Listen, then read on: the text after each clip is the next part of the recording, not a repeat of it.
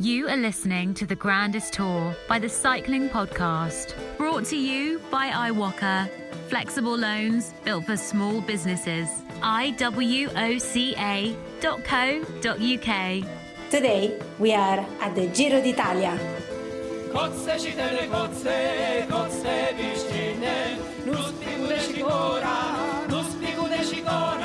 kotse čitene, kotse vištine, nuspiku dešikora, celu mančanu le fimbine. I don't know if you should be saying this, but teams, if you're out there, Dowsett, he is a top level rider, so take him. Maybe also this team here will get a hold of him for next year, but he's free for contract. Well, I said to myself already after half of the stage, if we come away and if we go with two guys to the finish line today, the victory will be for him. I have a contract for the next 2 years. He don't have a contract, and he's a rider I really appreciate. He helps me a lot in time trial things. He gives me a lot of tips. He's a really good teammate, and I think nobody deserves this victory more than him. Who was that, Daniel? Well, Rich, it was... Well, we had Nicki Sørensen first, didn't we? We did. Diarist Sportive Israel Startup Nation. Well done.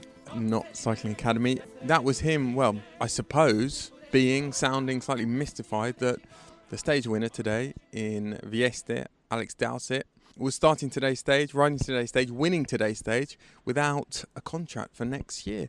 And then we heard his breakaway companion, Dowsett's breakaway companion, Matthias Brändle from Austria, who was also really singing Dowsett's praises and saying that he was very much committed to Dowsett winning the stage today because Brändle's got a contract next year and Dowsett does not. So there's a bit of a theme of this.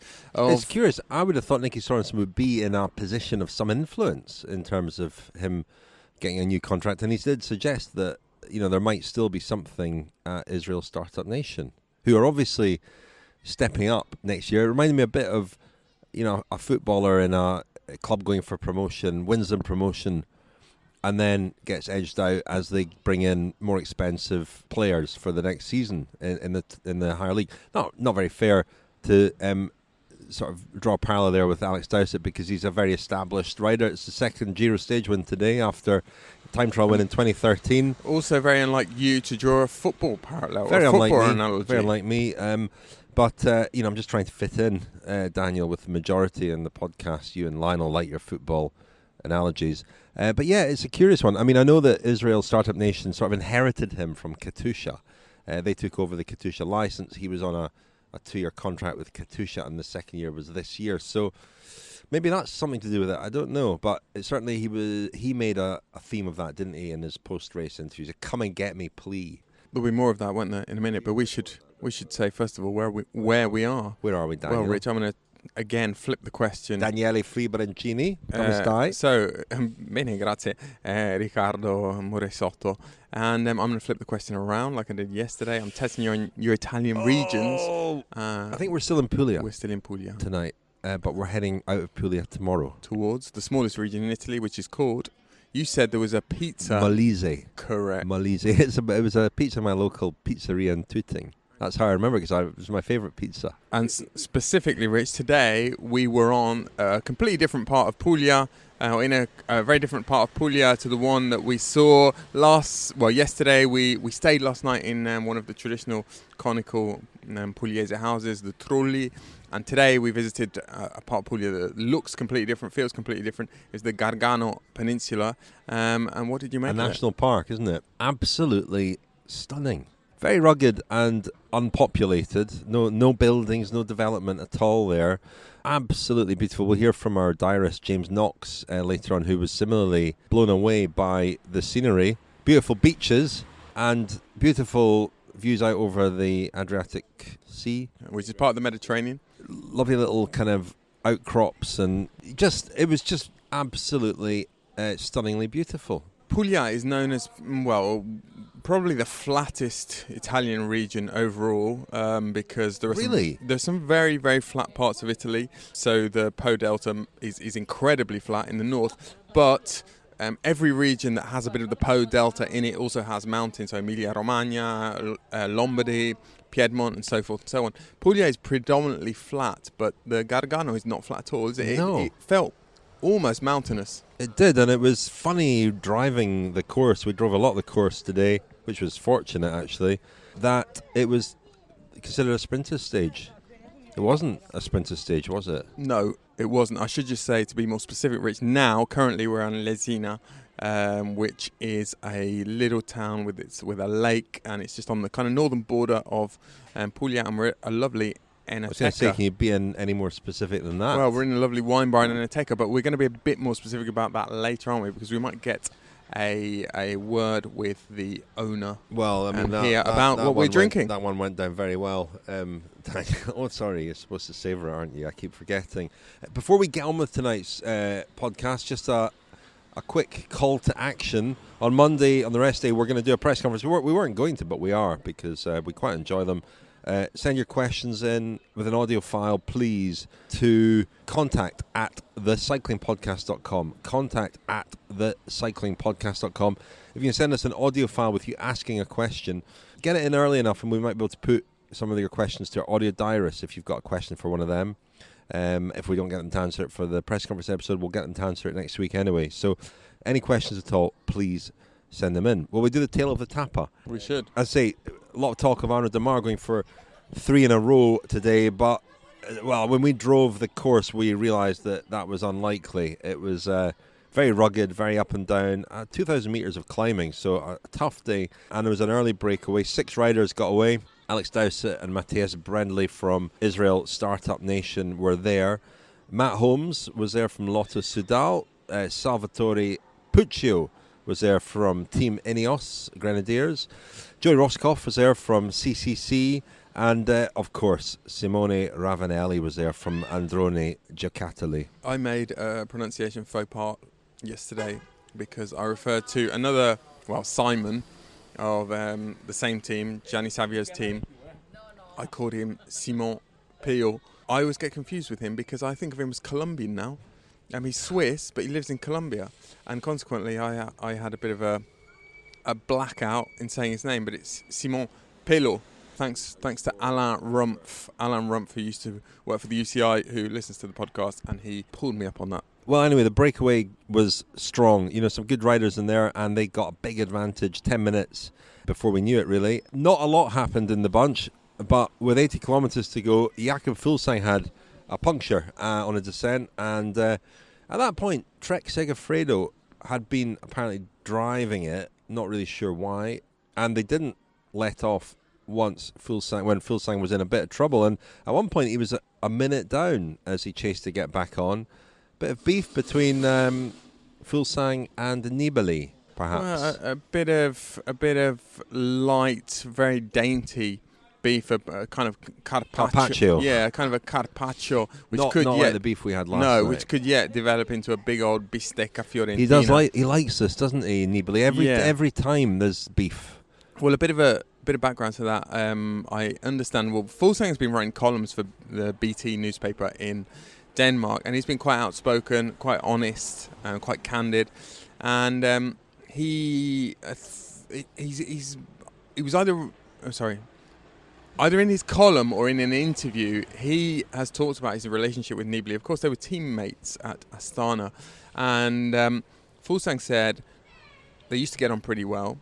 And he has the impression, or he has increasingly had the impression in recent times, that Nibali is a bit frosty with him, possibly because Fuglsang is now getting better results than was once the case. And Fuglsang is occasionally beating him in races and giving him quite a hard time. And there was, the finale of the Giro dell'Emilia a couple of months ago was sort of evidence of this. Well, Nibali seemed to sort of mark Fuglsang while Vlasov, Fuglsang's teammate, was down the road, but there was maybe a little bit of tension there. So this could be brewing quite nicely. Another aside, maybe relevant aside to that, Fuglsang made some fairly unflattering remarks about Sicily, Nibali's native Sicily, in his column for BT, I think.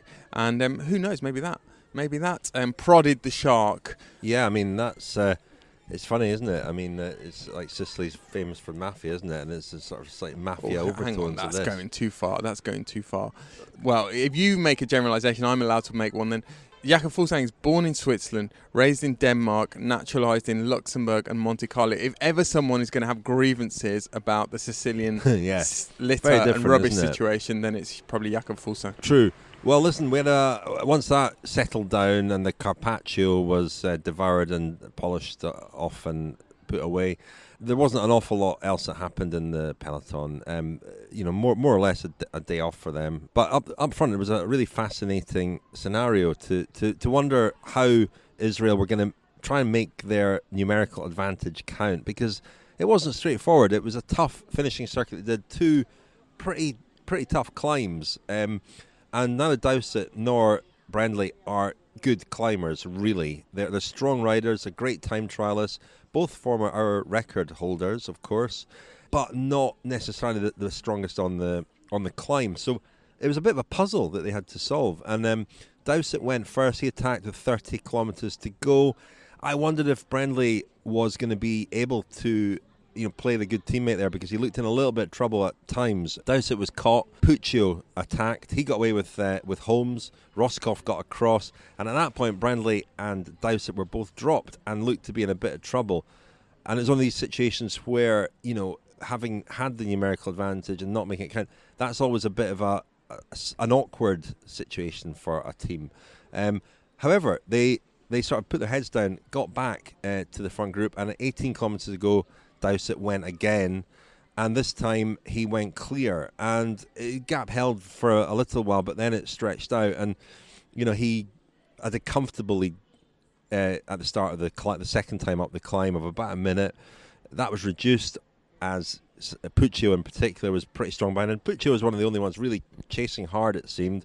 It did strike me watching it that the only chance they really had was to really drive it, really commit when they dropped the two Israel boys, because then it would have been every man for himself. It wouldn't have been complicated as it was when they were chasing Dowsett with Brändle.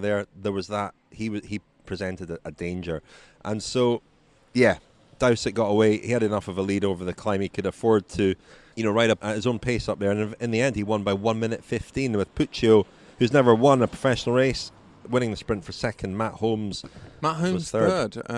Having turned pro late at 25 years of age, I think, or thereabouts, earlier this year, and won straight away. Won on Willunga Hillmaid in the Tour Down Under, surprisingly from a break, and then finished third today. And I spoke to him at the finish. Well, Matt, I guess disappointment that you didn't bring it home, but you must be thrilled with the performance and to get third, I suppose. Yeah, I'm almost glad I didn't win the sprint, because I would have really been kicking myself for letting Dowsett get away, but yeah, I was third, so I'm just happy for Dowsett really to win. Talk about the moment when he did go, and he was gone pretty quickly, wasn't he? Yeah, difficult when there's two of them. I just hoped that the other stronger guys might control it, but he was so strong, like even in the last lap when we were going flat out, he rode away, got a bigger gap, so there's not much we can do.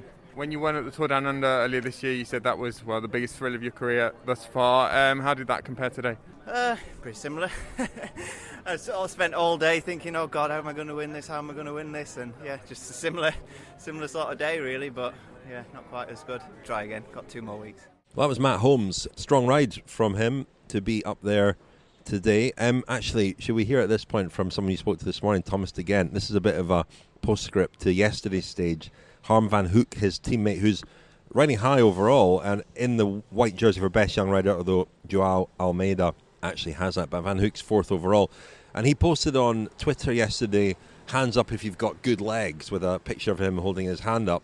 He then got stuck in the third echelon, and de Gendt, his own teammate, responded on Twitter saying, next time bring those strong legs to the race. So you spoke to de Gendt this morning to find out what that was all about.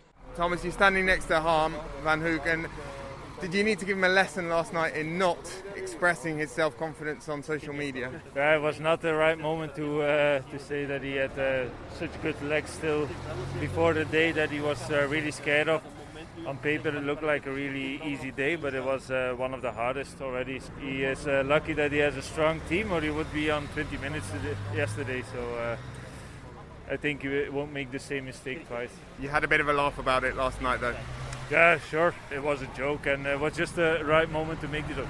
Adam! Thomas again there, Rich, and I should point out that, we heard him there shouting Harm van Hoek's name screaming at him. He hadn't just tweeted again. He hadn't just done another self-aggrandizing tweet. It was, I think Eurosport wanted to speak to both of them, and Harm van Hoek was slithering away. I'll bet he was. I bet he felt a bit silly. Talking of slithering, Rich, we're in Lesina. I mentioned this lake earlier, and the speciality here is eel. How do you feel about eel? I've never eaten eel before. Never eaten eel. And I'm not sure whether I'll have the courage to order it tonight. Francois is a big fan of eels. He ate eels when we went somewhere where eels were a speciality. I can't remember where that was now. Just finally, and on the theme of animals, Daniel, the only thing that potentially could have been a banana skin for Alex Dowsett today was in the finishing straight where a dog had entered the arena. There was a three-legged dog, and it was on the finishing straight for quite a long time. Dowsett gave it a wide berth because that would have been terrible if it had run into him. We managed to catch up with the dog and get an exclusive interview. Here is the dog. But before all that, Daniel, the big news that we woke up to this morning was about Simon Yates, who'd been below par, but it was confirmed by his team Mitchelton-Scott this morning that he'd tested positive for COVID-19. It means he's out the race, obviously. The rest of his team were all tested and came back negative, so they're all still in the race. Simon Yates has been taken in an ambulance to Varese, where the team has a service course, and he'll quarantine there for 2 weeks. We'll talk about this a bit later in the podcast and what it means for the Giro, what it could mean for the Giro. And we'll have an interview with his team doctor, Matteo Beltemacchi. You are listening to the Grandest Tour by the Cycling Podcast, brought to you by iWalker, flexible loans built for small businesses. Join 50,000 customers taking on life's twists and turns and scaling new heights with iWalker. If you run a business, find out more at iWalker.co.uk, iwoca.co.uk. Thanks very much to our title sponsor, iWalker. We're grateful to them for their support, enabling us to be here at the Giro. And if you run a small business and you'd like to know more about how iWalker can help you, go to iwoca.co.uk, iwoca.co.uk. Well, Daniel, the story was all about Alex Dowsett today, wasn't it? His win 7 years after he won Stage 8 at the 2013 Giro, a time trial. Today was a road stage and he won it in very impressive fashion. Like I said, it was a puzzle that they had to kind of fix or sort out, and it wasn't straightforward. I thought at one stage they'd dropped the jigsaw box and the pieces were all over the floor. Well, so did I. There was no way to pick them back up again. Maybe they did too. Like I say, that was the opportunity for the other guys, to really commit and lose them and make their job a little bit simpler, because 1 against 1 is much easier than 1 against 2. Well, yes, Rich, and while the time trial win in 2013, so this is Alex Dowsett's second Grand Tour stage win, second Giro stage win, the one he won in 2013 was a long time trial, and while that, possibly will have garnered more plaudits simply because of who he beat there and how unexpected it was, I think there'll be something especially satisfying about the way, well, today it was sort of against the odds, really. I mean, he's not someone who, he gets into breaks like a lot of good rouleurs, but he's not someone who's done this frequently in his career. He's a very strong guy, but he's not a prolific winner, is he? Again, maybe even more gratifying because at one stage it looked as though it had slipped through Israel Startup Nation's fingers. The press conference was pretty emotional, as were his interviews after the finish. He talks about the fact he hasn't got a contract for next year. He's got a baby on the way.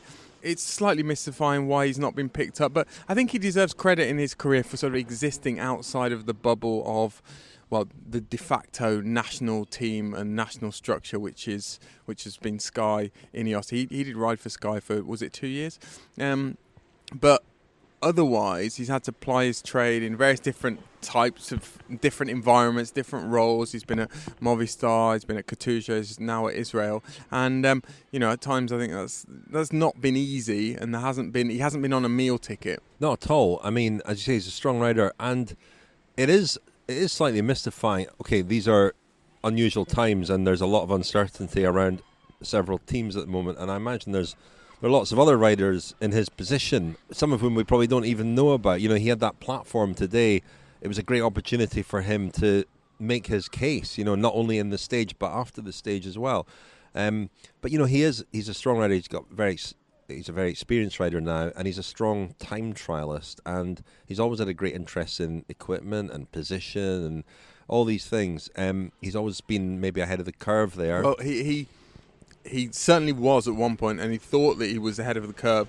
Certainly, probably in the first half of the last decade. But I spoke to him, was it last year or the year before, the Dauphiné, about time trialling and about how he felt he'd taken his eye off the ball as far as equipment was concerned. Yes, he's a powerful ruler and he's got a lot of watts, but he felt that some of his advantage used to come from the fact that he was a much more diligent student of aerodynamics and equipment than a lot of the guys he was up against, and he's felt as though in the last 2 or 3 years people have caught up. He posted something fascinating on the eve of the Giro, actually, himself winning the time trial in 2013, and he sort of pointed out all the faults and the flaws in his position and equipment and so on. He actually featured in our Giro, didn't he, which we did when the Giro should have been on. We looked back at that win in 2013 with him, and he spoke about the day and how how shambolic it was. In a way, he was riding for Movistar at the time. It was his first year with them. He hadn't wrecked the course or anything. It was a surprising win then, but looking at his position and his bike and his equipment choices at the time, it was the best of what was available then, but he said he wouldn't have a chance of being competitive in a time trial now with that kind of setup, and that was only 7 years ago. It shows you how much things have moved on since then. The other angle to this, Rich, is of course what it means to Israel Startup Nation. I mean, they had quite a rough Tour de France. It was their first tour that they started with the kind of mission, or they started this season with a mission really to win a stage in any Grand Tour. I think it's well documented that Sylvain Adams, the Israeli-Canadian entrepreneur behind that team, he wants to take the team to the top. He's got a lot of money. He's invested in Chris Froome. But, you watch their performance in the Tour de France and you thought this team is still a long way off. I suspected they'd be doubly happy and jubilant tonight because of how rough the tour had been in some ways, and I asked Nicki Sørensen, the team's director sportif, about that at the finish, and also Matthias Brändle about exactly how the win had come together.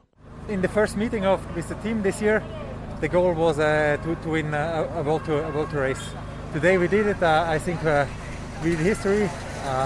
I'm really proud to be part of this project, also to be today there in the breakaway, and I think it was also Saturday where a lot of people saw it on television, and it was really, really cool to be out there and to finally finish off like this. We knew in the climb maybe the other guys will be stronger, so we have to go before the climb.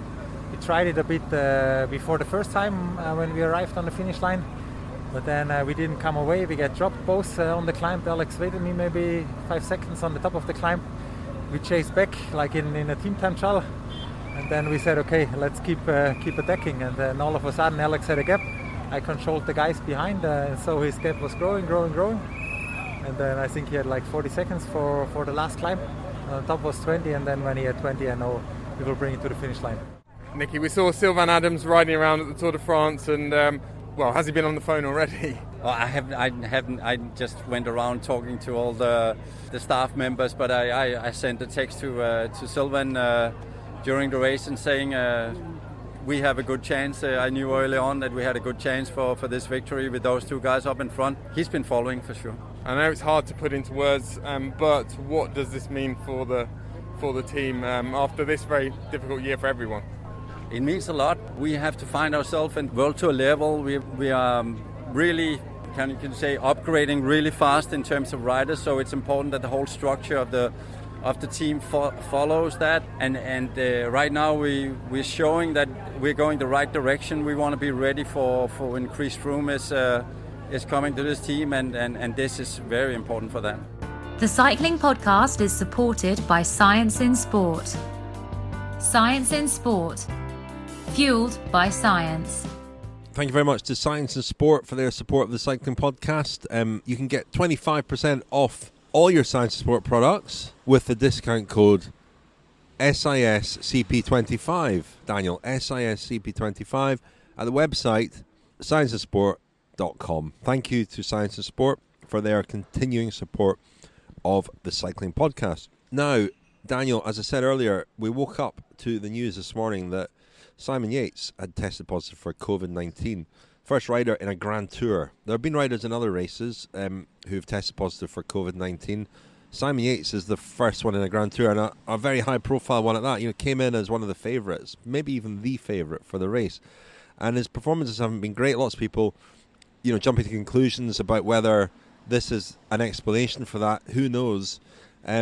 He started to feel unwell last night, we are told, and, you know, had a headache and you know, symptoms that might suggest coronavirus. Had a test and it came back positive. And I said everyone else on Mitchelton-Scott was tested. We'll be tested again tonight and tomorrow. Brent Bookwalter, the Mitchelton-Scott rider who's out the race now injured, did give an interview a few days ago where he was expressing some kind of uneasiness at the measures in place, and especially the risks that he felt they were exposed to in hotels and so on, where I don't think things are as rigidly applied here as they were at the Tour de France. The bubble is not as impermeable as it was at the Tour de France. There's a lot more potential contact between riders and the outside world, from hotels to even at starts as well, where they often ride through the public to get to the start. I saw Peter Sagan having a selfie today with a fan who had his arm around him as they rode to the start. So it's definitely not the same as the Tour de France. And who knows how Yates picked this up. There will be tests on Monday of everybody on the rest day, and I guess we're bracing ourselves for maybe more positive tests. Well, we'll hear from the doctor at Mitchelton-Scott, Matteo Beltemacchi. Is that his name? He's an Italian chap who is the team doctor at Mitchelton-Scott, and he came and spoke to you and others this morning. Daniel. You know, Simon was tested positive yesterday night to COVID.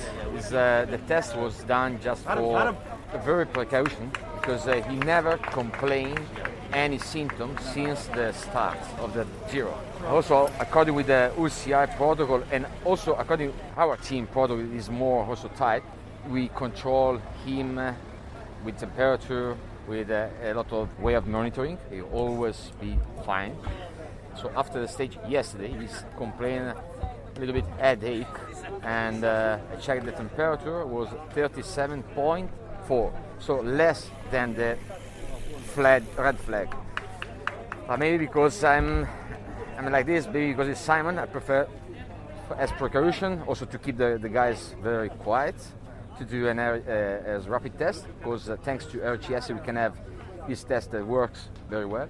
So I just try to put the rider in that condition to say you are safe, don't worry. By the end, the bad news is it was positive. I think that till the start of the season, not till the start of the Giro, after COVID, we all know the risk, staff, rider. So we are very proud to fight against this problem, also because our bubble, our internal bubble, I'm pretty sure, was a perfect bubble. I answer you like a doctor that works in this circuit. Okay, it's completely safe because we've been tested now for 3 days. All the guys, all the staff, yesterday they already been tested. Everyone is negative. Every guy is without any symptom. They are strong, confident to race, even if the situation is not easy. And so we go ahead with confidence. I mean, Rich, I talked about the bubble not being as robust as it was at the Tour de France. There are far fewer people around the race. Today was obviously on the weekend, the Saturday, and we went to some relatively built-up areas. Certainly the start in Giovinazzo it's a suburb of Bari, which is a big city. So there were quite a lot of people there, but generally speaking, the crowds have been very sparse by Giro standards, which presumably makes things a bit safer. But certainly, as I said earlier, you know, the fans are able to get pretty good access, get pretty close to the riders. That's the concern. I guess, you know, now we're sort of waiting with bated breath for the results of the Mitchelton-Scott tests, or you know, to find out whether they've had any more positives, and not a lot more anyone can do really, apart from wait, is there? Well, Simon Yates wasn't the only non-starter today. Sean Bennett, EF Pro Cycling, Eduardo Affini of Mitchelton-Scott, he crashed yesterday. We mentioned that he might not be a starter today. Patrick Gamper, who's been a very important helper for Peter Sagan, Bora Hansgrohe and Tony Galopin, who had a nasty crash yesterday. And his AG2R teammate Ben Gastauer crashed today and didn't finish the stage. So quite a few riders lost over this weekend, and a big day tomorrow, isn't it, Daniel, for GC? Well, Rich, we're heading into the mountains tomorrow, aren't we? Albeit briefly, to Roccaraso, known to Italians as a town in the Abruzzo mountains that was heavily bombed by the Allies in 1943. It was one of the sort of last stands of the Nazis in Italy, and it was pretty much flattened by the Allies, and it's synonymous with the Second World War. As far as cycling is concerned, I think it's going to be the 8th or 9th time the Giro has been there. It's not the hardest climb, but the whole day is very, very lumpy indeed. I suppose you'd call it medium mountain.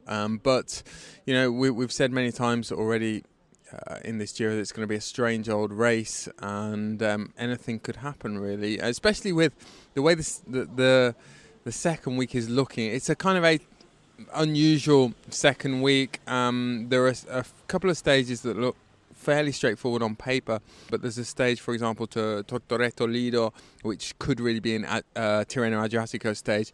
Lots of short, very, very steep climbs. Also with the prospect of the Alpine stages later in the race being cut or truncated.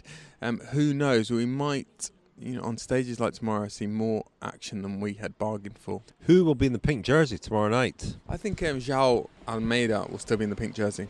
You do. He's got 43 seconds over Pello Bilbao. First of the GC men, I suppose, then Wilco Kelderman, Harm van Hoek, Vincenzo Nibali, Domenico Pozzovivo, Jakob Fuglsang, Stephen Kruijswijk. I mean, those are the main guys. I guess the only other one maybe Rafael Maika, who would talk about as a contender. But Bilbao is very well placed, isn't he, if Almeida does falter? And somebody who's just arrived at the Giro is Rod Ellingworth, the boss at Bahrain-McLaren.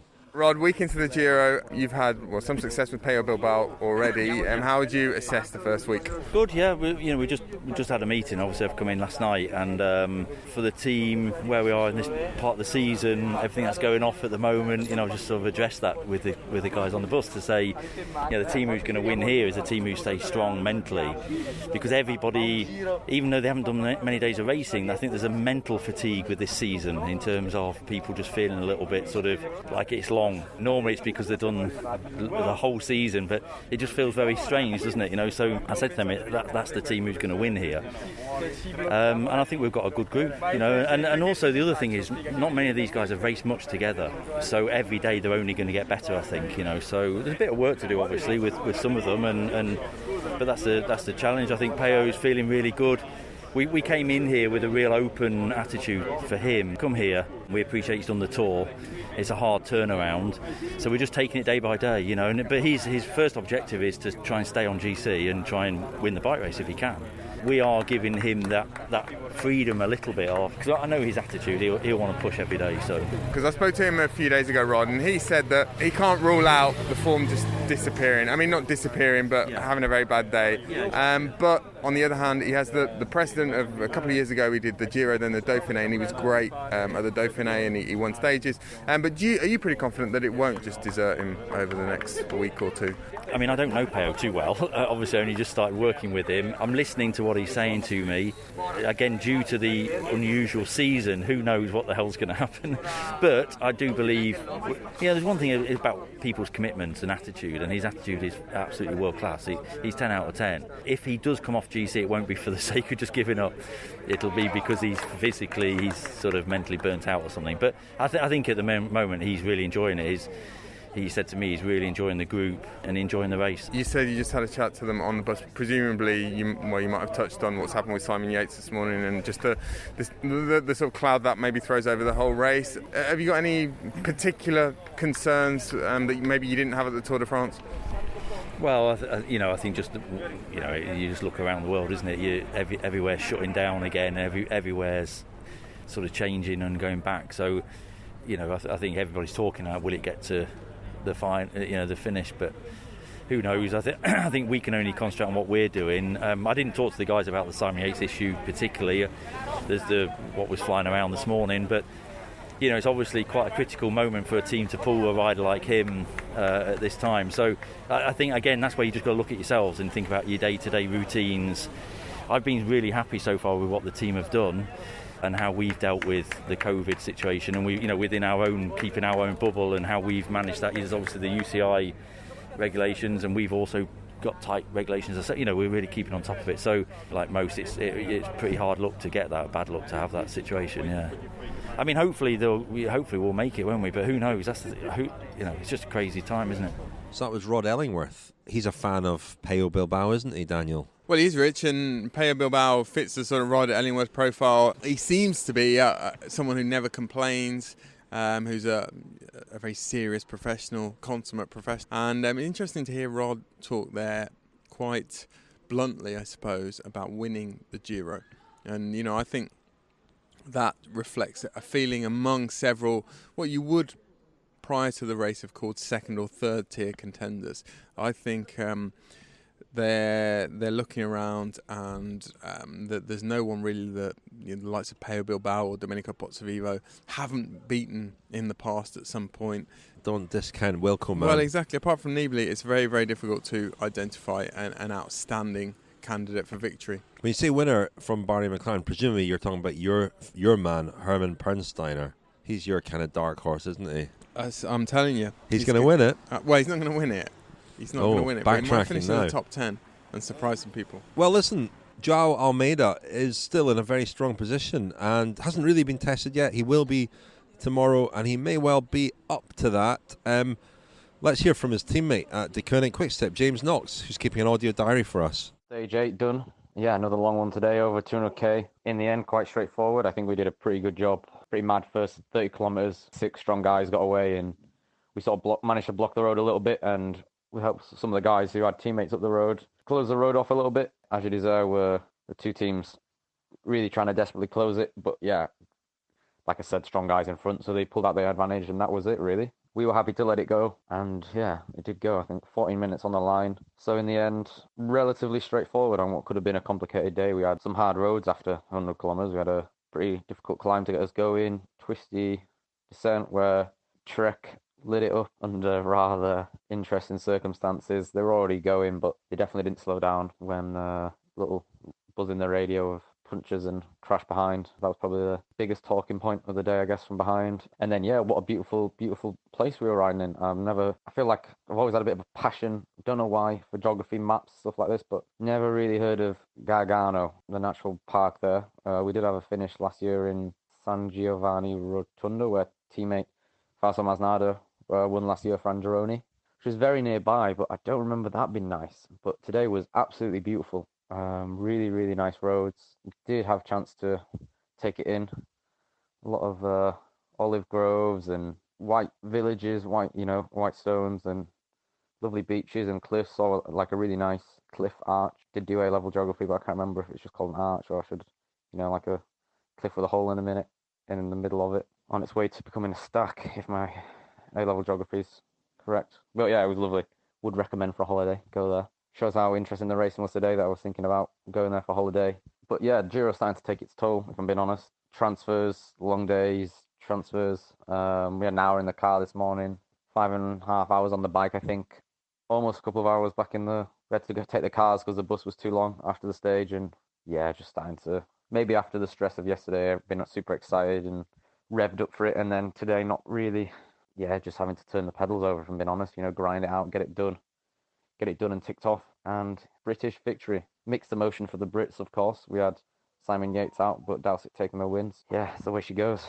That was James Knox of Deceuninck-Quickstep, teammate of the pink jersey, João Almeida. And, well, James was blown away. They had perhaps, I don't think it's unkind to say that in the bunch, they probably had a bit more time than usual to look around and appreciate the scenery.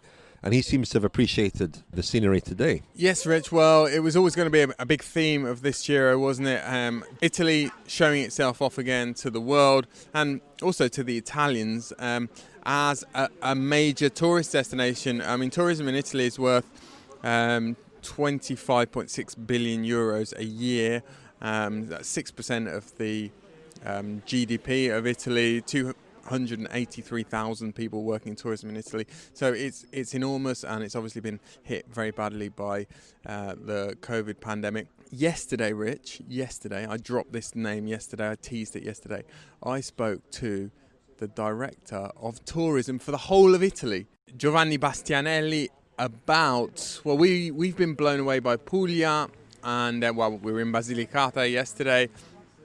We spoke a little bit about that, but we also spoke a bit about the role the Giro could play, and believe it or not, the Giro E, the electric Giro, is that what we're going to call it? Electronic Giro, motorised Giro, which we haven't spoken much about so far in the podcast. But at all. Well, did we mention the fact that Gilberto Simoni is riding? I'm not sure we did. And Moreno Moser. Anyway, we might well touch on that in the coming days. But the Italian National Tourist Board is investing in the Giro, it's investing in the Giro E, and Giovanni Bastianelli told me why yesterday. Qui siamo in una regione, la Puglia, dove è un'eccellenza che abbiamo nel sud come turismo. We're in a region, Puglia, which is a real benchmark for tourism in the south of Italy. Today we started from Matera, which also benefits hugely from being the European capital of culture last year. But generally the kind of tourism that's really developing is one that suits the south of Italy perfectly. It also suits young entrepreneurs who want to create something. Sustainability is becoming vitally important, our relationship with nature, and there's an opening for what I now call slow tourism, which the south of Italy is perfect for. So the big advantage is the climate at this time of year. Now is when the gap between the temperatures and weather in the north and south of Europe is at its widest. So basically the Giro is helping to show that you can have a summer type holiday even in November sometimes, which is key for attracting people to the south, as I said. Of course business and entrepreneurship are important, but so are quality agriculture and food and wine in the contribution they can make to lifting these areas back up.